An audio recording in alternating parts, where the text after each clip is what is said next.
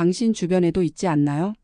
나이만 먹었을 뿐인데 스스로를 어른이라 칭하며 과거의 권위만 내세우고 세상이 자신을 알아주지 않는다고 불평하는 사람. 그런데 이상하게도 똑같이 나이를 먹었는데 그저 한마디만 해도 사람들이 귀 기울이고 아무 말 없이 앉아 있어도 주변이 고요해지는 사람도 있습니다. 대체 이 두 사람의 차이는 무엇일까요? 시간은 모두에게 공평하게 흐르는데 왜 어떤 이는 나이 들수록 존경받고 어떤 이는 나이 들수록 외면당하는 걸까요? 사람들은 흔히 말합니다. 나이가 들면 자연스럽게 품격이 생긴다고요. 마치 시간이 우리를 저절로 깊게 만들어주는 것처럼 말이죠. 세월이 흐르면 인생의 무게가 쌓이고 그 무게가 자연스럽게 기품으로 변한다고 믿습니다. 하지만 정말 그럴까요? 정말 시간이 흐른다는 것만으로 우리는 깊어질 수 있을까요? 우리는 너무 자주 봅니다. 세월은 분명 흘렀는데 말은 더 거칠어지고 마음은 더 좁아진 사람들을요. 오히려 나이가 들수록 더 쉽게 화를 내고 더 쉽게 남을 탓하며 더 쉽게 자신의 방식만이 옳다고 우기는 모습들을요. 시간은 분명히 흘렀는데 그 시간이 그 사람을 더 성숙하게 만든 것이 아니라 더 완고하게 더 편협하게 만든 경우를 우리는 얼마나 많이 목격합니까? 조선시대 실학자 정약용의 삶은 이 착각을 조용히 깨뜨립니다. 그는 세월이 자신을 만들어주길 수동적으로 기다리지 않았습니다. 오히려 세월 속에서 능동적으로 자신을 선택했습니다. 강진의 유배지, 그곳은 모든 것이 끊어진 곳이었습니다. 권력도 명예도 인맥도 미래에 대한 희망도 모두 사라진 그 자리에서 그는 무너지지 않았습니다. 왜일까요? 그는 알고 있었기 때문입니다. 기품이란 편안할 때 드러나는 것이 아니라 버틸 때 드러나는 것이라는 사실을요. 모든 것이 갖춰졌을 때 우아한 척하는 건 누구나 할 수 있습니다. 하지만 모든 것을 잃었을 때도 여전히 자신을 지킬 수 있는가? 그것이 진짜 기품입니다. 정약용은 그것을 몸으로 증명했습니다. 18년이라는 긴 유배 기간 동안 500여 권의 책을 저술했고 그 책들은 지금까지도 우리에게 말을 겁니다. 그런데 여기서 우리가 놓치지 말아야 할 것이 있습니다. 나이가 든다는 건 쌓인 시간이 많아진다는 뜻이지 깊어졌다는 보장은 아니라는 사실입니다. 시간은 누구에게나 흐릅니다. 하지만 그 시간을 어떻게 채우느냐는 전적으로 우리의 선택입니다. 어떤 사람은 그 시간을 불평으로 채우고 어떤 사람은 성찰로 채웁니다. 어떤 사람은 그 시간을 과거에 대한 미련으로 채우고 어떤 사람은 현재에 대한 깨어있음으로 채웁니다. 기품은 저절로 오지 않습니다. 기품은 의식적으로 선택한 태도의 결과입니다. 매일 아침 일어나 어떤 말을 할 것인지, 어떤 생각을 품을 것인지, 어떤 시선으로 세상을 볼 것인지를 선택하는 그 작은 결정들이 쌓여서 기품이 됩니다. 정약용이 유배지에서 책을 펼친 것도, 제자들을 가르친 것도, 백성들의 삶을 연구한 것도 모두 선택이었습니다. 그는 절망할 수도 있었고 세상을 원망할 수도 있었습니다. 하지만 그는 그렇게 하지 않았습니다. 그리고 그 시작은 밖이 아니라 항상 내 안에서부터입니다. 우리는 너무 자주 밖에서 답을 찾으려 합니다. 더 좋은 환경, 더 나은 조건, 더 많은 인정. 하지만 정약용은 아무것도 없는 곳에서 모든 것을 만들어냈습니다. 왜냐하면 그가 가진 가장 큰 자산은 밖에 있지 않고 안에 있었기 때문입니다. 흔들리지 않는 중심, 포기하지 않는 의지, 배움을 멈추지 않는 자세. 그것들이 그를 무너지지 않게 했고 결국 시대를 넘어 존경받는 사람으로 만들었습니다. 지금 당신은 어떤 시간을 살고 있습니까? 그냥 흘러가는 시간 속에 몸을 맡기고 있습니까? 아니면 그 시간을 의미 있게 채우고 있습니까? 나이가 들수록 기품 있어지는 사람은 시간이 많은 사람이 아닙니다. 시간 속에서 자신을 의식적으로 선택한 사람입니다. 그리고 그 선택은 지금 바로 이 순간에도 가능합니다. 정약용은 유배지에서 이런 말을 남겼습니다. 천하에 지킬 것은 많지 않지만 오직 나만은 반드시 지켜야 한다. 이 문장을 처음 접했을 때 당신은 어떤 느낌을 받았나요? 혹시 이기적으로 들렸나요? 아니면 당연한 말처럼 느껴졌나요? 사실 이 문장은 이기심과는 전혀 다른 이야기입니다. 이것은 자기 보존에 관한 가장 근본적인 철학입니다. 젊을 때 우리는 세상을 상대하며 살아갑니다. 증명하고 버티고 이겨내느라 바빴죠. 남들에게 인정받아야 했고 경쟁에서 뒤처지지 않아야 했으며 끊임없이 무언가를 성취해야 했습니다. 그 과정에서 우리는 너무 많은 것을 밖에 맡겨버렸습니다. 내 가치는 타인의 평가에 달려 있었고 내 기분은 상황에 좌우되었으며 내 존재감은 성과로만 증명되었습니다. 그렇게 살다 보니 정작 나라는 사람은 어디론가 사라져 버렸습니다. 하지만 나이가 들수록 시선은 자연스럽게 안으로 향합니다. 더 이상 모든 사람에게 좋은 사람일 필요가 없다는 것을 깨닫게 되고 모든 것을 다 가질 수 없다는 것을 받아들이게 되며 내가 통제할 수 없는 것에 에너지를 쏟는 것이 얼마나 헛된 일인지 알게 됩니다. 이것은 포기가 아닙니다. 이것은 지혜입니다. 그런데 여기서 중요한 갈림길이 생깁니다. 이건 약해진 게 아니라 성숙해질 기회라는 사실을 아는 사람과 모르는 사람으로 나뉘는 것이죠. 어떤 사람은 이 시기를 세상이 나를 외면한다고 해석합니다. 그래서 더 크게 소리치고 더 강하게 주장하며 과거의 영광을 끊임없이 들먹입니다. 반면 어떤 사람은 이 시기를 이제 진짜 나를 만날 시간이라고 해석합니다. 그래서 조용히 자신을 돌아보고 깊이 자신을 성찰하며 진정한 자기 자신과 마주합니다. 하루를 마무리하며 이런 질문을 던져보세요. 오늘 내 말은 부끄럽지 않았는지, 내 마음은 깨끗했는지, 내 행동은 나를 존중했는지. 이 세 가지 질문만으로도 충분합니다. 복잡한 자기계발서가 필요한 게 아닙니다. 거창한 성찰 도구가 필요한 게 아닙니다. 그저 하루의 끝에서 나 자신에게 정직하게 묻는 것, 그것만으로도 우리는 조금씩 달라질 수 있습니다. 이 질문은 처음엔 불편합니다. 왜냐하면 우리는 대부분 자신에게 정직하지 못한 하루를 살기 때문입니다. 필요 없는 말을 했고 불필요한 감정을 품었으며 나답지 않은 행동을 했습니다. 그것을 마주하는 건 고통스럽습니다. 차라리 TV를 보거나 스마트폰을 만지작거리며 그냥 잠들어 버리는 게 훨씬 편합니다. 하지만 피하지 말아야 합니다. 그 불편함을 피하는 순간 우리는 성장을 멈춥니다. 정약용은 자신을 변명하지 않았습니다. 그에게는 변명할 거리가 넘쳐났습니다. 정치적 음모로 유배를 당했고 억울하게 가족과 헤어져야 했으며 학자로서의 인생이 송두리째 무너졌습니다. 그는 얼마든지 세상을 원망할 수 있었고 자신의 불운을 한탄할 수 있었으며 자신을 이렇게 만든 사람들을 저주할 수 있었습니다. 하지만 그는 그렇게 하지 않았습니다. 유배를 원망하기보다 그 시간을 자신을 바로 세우는 시간으로 썼습니다. 매일 아침 일어나 책상 앞에 앉았고 하루도 빠짐없이 글을 썼으며 제자들을 가르치고 백성들의 삶을 연구했습니다. 그는 자신에게 주어진 시간을 한탄하는 데 쓰지 않고 자신을 더 깊은 사람으로 만드는 데 썼습니다. 18년이라는 긴 유배 기간 동안 그가 남긴 저술은 500여 권에 달합니다. 이것은 단순히 책을 많이 썼다는 의미가 아닙니다. 이것은 그가 매일 자신과의 약속을 지켰다는 증거입니다. 나이가 들수록 자신을 합리화하는 사람이 있고 자신을 성찰하는 사람이 있습니다.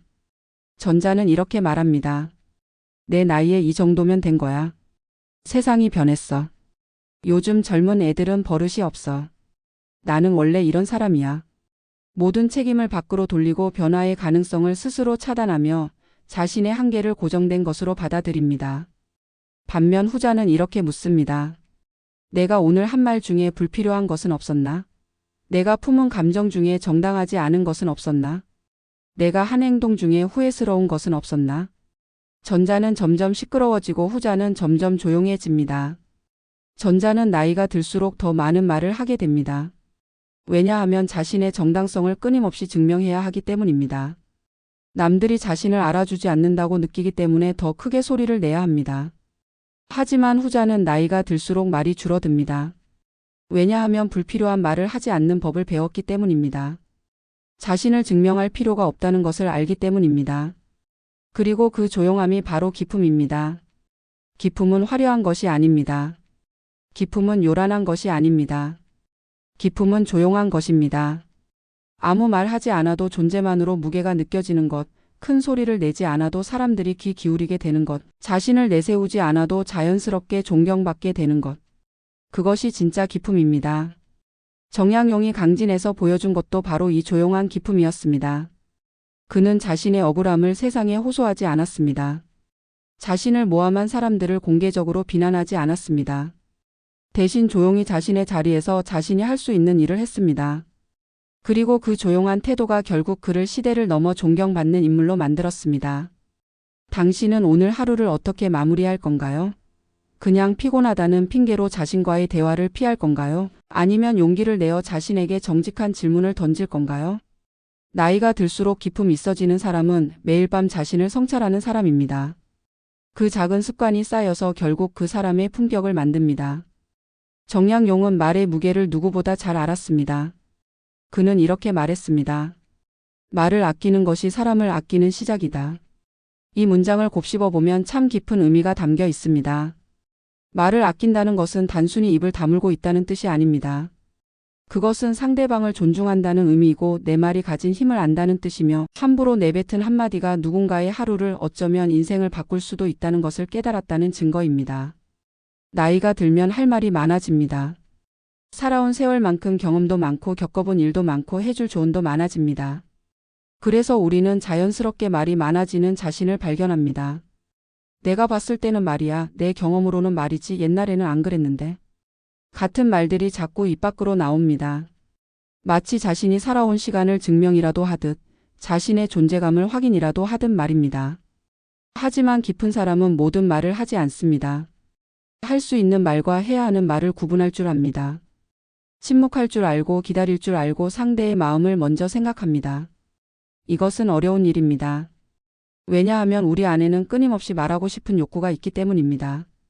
내 의견을 표현하고 싶고 내 생각을 전달하고 싶고 내가 옳다는 것을 증명하고 싶습니다. 특히 나이가 들수록 내가 너보다 더 많이 알아라는 우월감이 자꾸 고개를 듭니다. 그런데 정작 사람들이 귀 기울이는 말은 많은 말이 아니라 무게 있는 말입니다. 생각해 보세요. 당신은 언제 누군가의 말에 진심으로 귀를 기울였나요? 그 사람이 많은 말을 했을 때인가요? 아니면 꼭 필요한 한마디를 했을 때인가요? 대부분은 후자일 겁니다. 평소에는 말이 없다가 정말 필요한 순간에 딱 한마디를 건네는 사람. 그 한마디가 오히려 100마디보다 더 깊이 마음에 남습니다. 특히 남을 판단하는 말, 과거를 자랑하는 말, 남의 약점을 꺼내는 말은 조용히 줄여가야 합니다. 이런 말들은 나이 든 사람들이 가장 쉽게 빠지는 함정입니다. 요즘 젊은 사람들은 예의가 없어. 우리 때는 이렇게 안 했는데 그 사람 말이야 원래 그래 같은 말들 말입니다. 이런 말을 하는 순간 우리는 자신도 모르게 자신을 높이고 남을 낮추고 있습니다. 그리고 그런 태도는 기쁨과는 정반대 방향입니다. 정약용은 편지 한 장을 쓰면서도 이 글이 100년 뒤에 읽혀도 부끄럽지 않을까를 생각했습니다. 그가 아들들에게 보낸 편지를 읽어보면 놀랍습니다. 아버지로서 자식을 걱정하는 마음이 가득하지만 단 한 줄도 자신의 억울함을 하소연하거나 세상을 원망하는 내용이 없습니다. 대신 어떻게 살아야 하는지, 무엇을 소중히 여겨야 하는지, 어떤 사람이 되어야 하는지에 대한 따뜻하면서도 단단한 가르침만 담겨 있습니다. 그는 알았던 겁니다. 글이든 말이든 한번 세상에 나가면 다시 걷어들일 수 없다는 것을요. 그래서 더욱 신중했고 더욱 조심스러웠으며 더욱 깊이 생각했습니다. 그가 남긴 수많은 저술과 편지들이 200년이 지난 지금까지도 사람들에게 감동을 주는 이유가 바로 여기에 있습니다. 그의 글 한 줄 한 줄에는 함부로 내뱉지 않은 무게가 담겨 있습니다. 우리가 내뱉는 말도 마찬가지입니다. 지금 이 말이 상처를 남길지 온기를 남길지. 이것을 생각하며 말하는 사람과 생각 없이 말하는 사람은 시간이 지날수록 완전히 다른 사람이 됩니다. 전자는 점점 사람들이 찾게 되고 후자는 점점 사람들이 피하게 됩니다. 전자의 말은 적어도 무게가 있고 후자의 말은 많아도 가볍습니다. 혹시 당신은 오늘 누군가에게 불필요한 말을 하지 않았나요? 꼭 해야 할 말이 아니었는데. 그냥 습관처럼 내뱉은 말은 없었나요? 상대방이 듣고 싶어 하지 않는데도 자신의 경험담을 늘어놓지는 않았나요? 남의 이야기를 하면서 그 사람이 없는 자리에서 판단하는 말을 하지는 않았나요? 나이가 들수록 목소리는 낮아지고 말은 느려지고 의미는 깊어져야 합니다. 큰 소리로 자신의 주장을 펼칠 필요가 없습니다. 빠르게 많은 말을 쏟아낼 필요도 없습니다. 대신 천천히 조용히 그러나 분명하게 자신의 말에 무게를 싣는 겁니다. 그게 기품 있는 말입니다. 정약용의 제자 중 한 명이 이런 기록을 남겼습니다. 스승님은 하루 종일 많은 말씀을 하지 않으셨습니다. 하지만 그분이 한 말씀 하실 때면 우리 모두는 숨을 죽이고 귀를 기울였습니다. 그 한마디 한마디가 마치 돌에 새긴 글씨처럼 우리 마음에 깊이 새겨졌기 때문입니다. 이것이 바로 말의 기품입니다. 많은 말을 하는 사람보다 적은 말을 하지만 그 말이 마음에 남는 사람이 되어야 합니다. 목소리 큰 사람보다 목소리는 작아도 그 말에 귀 기울이게 만드는 사람이 되어야 합니다. 자신의 의견을 강요하는 사람보다 상대방의 마음을 먼저 헤아리는 사람이 되어야 합니다. 오늘부터 당신의 말을 한번 살펴보세요. 정말 필요한 말만 하고 있는지 아니면 습관적으로 불필요한 말을 쏟아내고 있는지. 당신의 말이 누군가에게 상처가 되고 있지는 않은지 아니면 작은 위로가 되고 있는지. 당신의 말이 당신의 품격을 높이고 있는지 아니면 오히려 떨어뜨리고 있는지. 말이 줄어들수록 사람은 깊어집니다. 이것은 단순한 격언이 아니라 나이 들수록 기품 있어지는 사람들이 공통적으로 보여주는 진실입니다. 정약용이 그랬고 우리 주변에 존경받는 어른들이 그렇습니다. 그들은 많은 말로 자신을 증명하지 않습니다. 대신 적은 말로 자신의 깊이를 보여줍니다. 젊을 때는 사람이 많아야 든든했습니다. 명함철은 두꺼울수록 좋았고 연락처는 많을수록 좋았으며 아는 사람이 많다는 것 자체가 일종의 자산처럼 여겨졌습니다. 술자리에 불려다니고 모임에 참석하고 인맥을 쌓는다는 명목으로 수많은 사람들을 만났습니다. 그리고 그렇게 만난 사람들의 숫자가 마치 내 가치를 증명하는 것처럼 느껴졌습니다. 하지만 나이가 들수록 사람이 줄어드는 건 실패가 아닙니다. 오히려 자연스러운 일입니다. 연락이 끊어지고 만남이 줄어들고 함께했던 사람들이 하나둘 멀어집니다. 어떤 이들은 이것을 보며 쓸쓸해합니다. 나이 들면 다 이렇게 외로워지는 건가라고 생각합니다. 하지만 이것은 외로움이 아니라 선택입니다. 더 정확히 말하면 삶이 우리에게 주는 선물입니다. 정약용은 사람을 지위로 보지 않았고 조건으로 재지 않았습니다. 유배지에서 그가 만난 사람들은 대부분 가난한 백성들이었고 배움이 없는 농부들이었으며 사회적으로 아무런 힘도 없는 이들이었습니다. 만약 그가 사람을 지위나 조건으로 판단했다면 그 사람들과 깊은 관계를 맺지 않았을 겁니다. 하지만 그는 그들을 사람으로 대했습니다. 그는 백성들의 삶을 직접 연구했고 그들의 어려움을 귀담아 들었으며 그들을 위한 개혁안을 만들었습니다. 그가 쓴 목민심서나 경세유표 같은 책들은 모두 백성들과의 진심 어린 만남에서 나온 결과물입니다.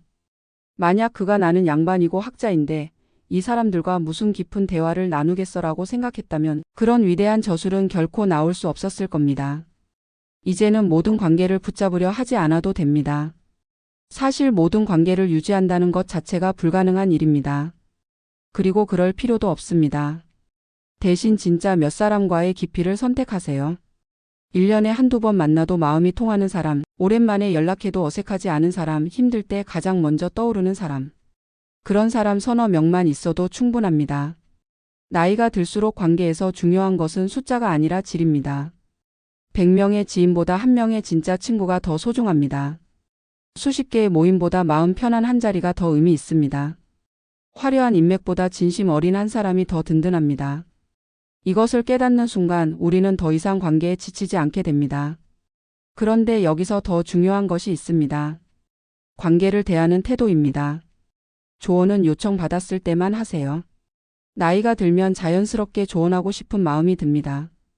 내가 경험해봐서 아는데 내 말대로 하면 될 텐데라는 생각으로 참견하고 싶어집니다.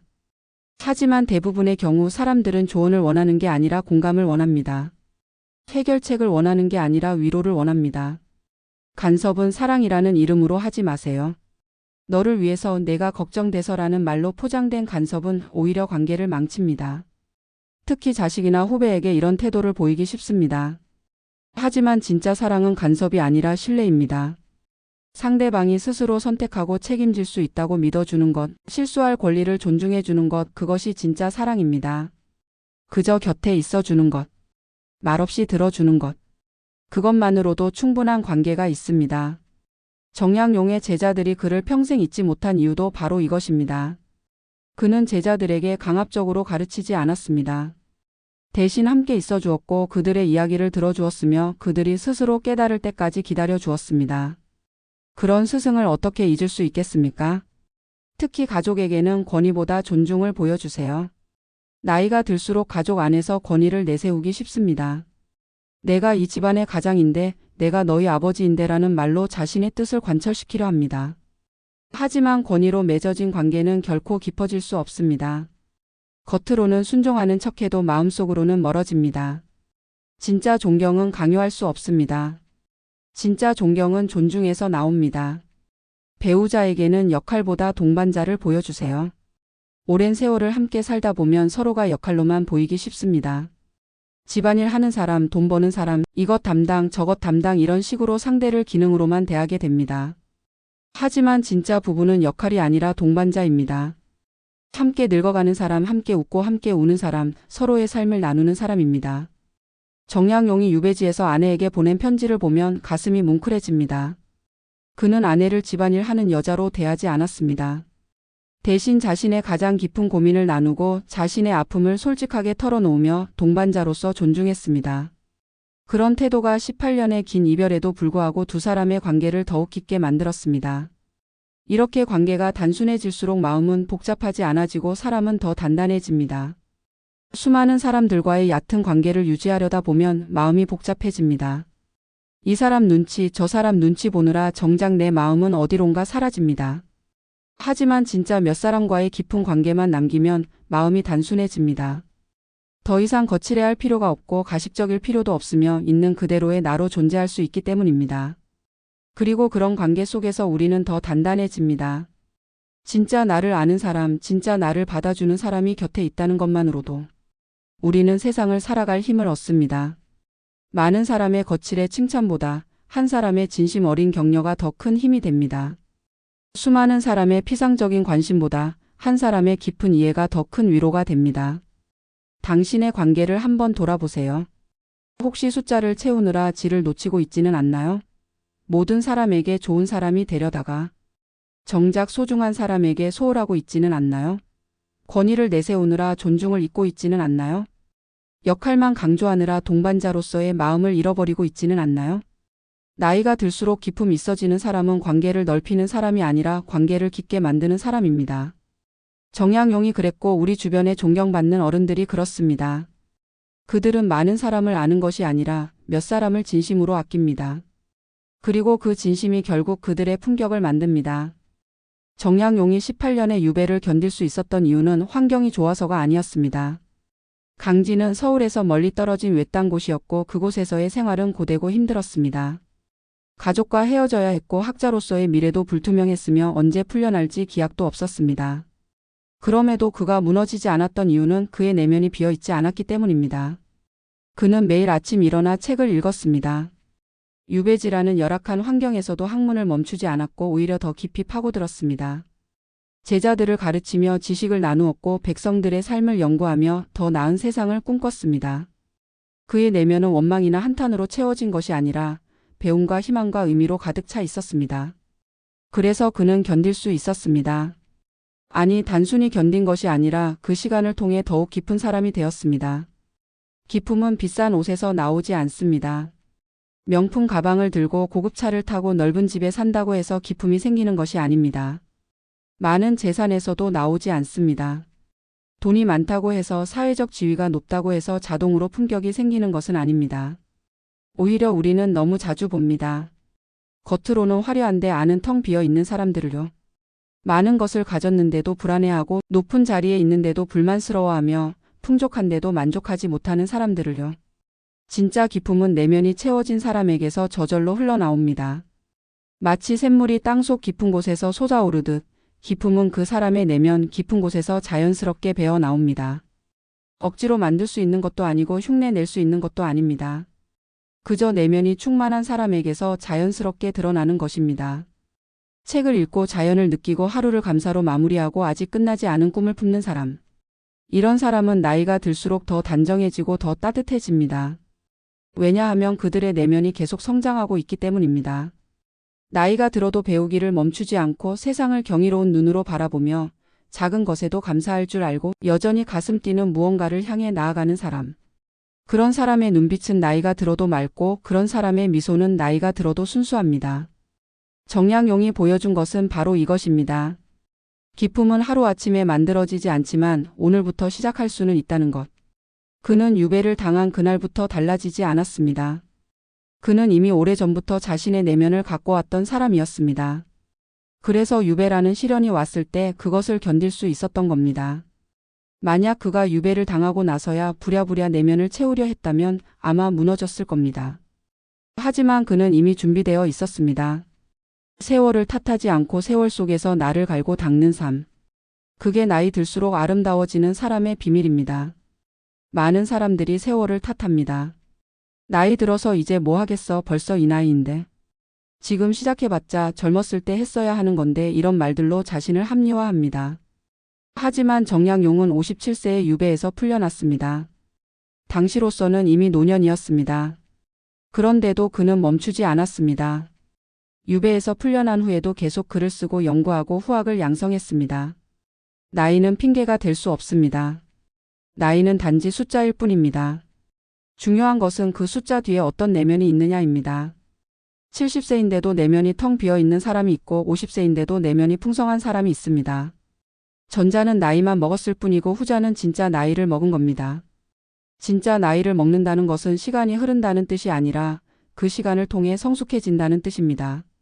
오늘부터라도 늦지 않았습니다. 오늘부터 책 한 권을 펼쳐보세요. 어떤 책이든 좋습니다. 당신의 마음을 울리는 문장 하나만 발견해도 그것으로 충분합니다. 오늘부터 자연을 느껴보세요. 창밖의 나무 한 그루, 하늘의 구름 한 조각, 길가의 꽃 한 송이라도 좋습니다. 그것을 진짜로 보는 연습을 하세요. 오늘부터 하루를 감사로 마무리해 보세요. 아무리 힘든 하루였어도 감사할 것 한 가지는 찾을 수 있습니다. 그것을 찾는 연습을 하세요. 그리고 오늘부터 아직 끝나지 않은 꿈을 품어보세요. 이 나이에 무슨 꿈이야 라고 말하지 마세요. 나이와 상관없이 가슴 뛰는 무언가가 있다면 그것이 바로 당신의 꿈입니다. 거창할 필요 없습니다. 작은 텃밭을 가꾸는 것도 꿈이고 악기 하나를 배우는 것도 꿈이며 손주들에게 들려줄 이야기를 쓰는 것도 꿈입니다. 중요한 것은 여전히 무언가를 향해 나아가고 있다는 그 마음입니다. 정약용은 75세의 나이로 세상을 떠났습니다. 그가 남긴 마지막 말은 아직 다 하지 못한 일들이 많다였다고 합니다. 75세까지 살면서도 18년을 유배지에서 보내면서도 그에게는 여전히 하고 싶은 일이 남아 있었습니다. 그게 바로 내면이 충만한 사람의 모습입니다. 끝까지 배우고 끝까지 꿈꾸며 끝까지 성장하는 사람. 그런 사람은 죽는 순간까지도 아름답습니다. 당신도 그런 사람이 될 수 있습니다. 지금 당장은 아니어도 괜찮습니다. 오늘부터 시작하면 됩니다. 하루에 한 가지씩 내면을 채우는 일을 해보세요. 책 한 페이지를 읽는 것, 자연을 5분만 바라보는 것, 감사 일기 한 줄을 쓰는 것, 작은 꿈 하나를 떠올려 보는 것. 이런 작은 일들이 쌓이고 쌓여서 언젠가 당신을 기품 있는 사람으로 만들 겁니다. 나이 들수록 기품 있어지는 사람의 조건은 특별한 것이 아닙니다. 매일 조금씩 자신의 내면을 가꾸는 것, 세월을 탓하지 않고 세월 속에서 자신을 선택하는 것, 밖이 아니라 안에서 답을 찾는 것. 그것뿐입니다. 정약용이 200년 전에 보여준 그 삶이 지금 우리에게도 여전히 유효한 이유가 바로 여기에 있습니다. 여기까지 정약용의 삶이 남긴 조용한 답을 함께 나눠봤습니다. 혹시 오늘 이 이야기가 당신의 마음 한구석을 건드렸다면 그것만으로도 충분합니다. 인생의 마지막 수업은 이렇게 살아오며 미처 듣지 못했던 말들을 전합니다. 지금이라서 비로소 이해되는 인생의 문장들을 나눕니다. 조용한 위로가 필요할 때, 혼자 있는 밤에 마음을 내려놓고 싶을 때 이곳을 다시 찾아주세요. 인생은 끝을 말하기보다 지금의 삶을 조금 더 따뜻하게 살아가기 위한 수업입니다. 그 수업은 오늘도 계속됩니다. 당신과 함께 천천히 그러나 깊게. 구독과 좋아요는 이 작은 위로가 더 많은 분들께 닿을 수 있도록 도와줍니다. 다음 수업에서 또 만나요. 여러분의 하루가 조금은 더 기품 있게 빛나기를 바랍니다.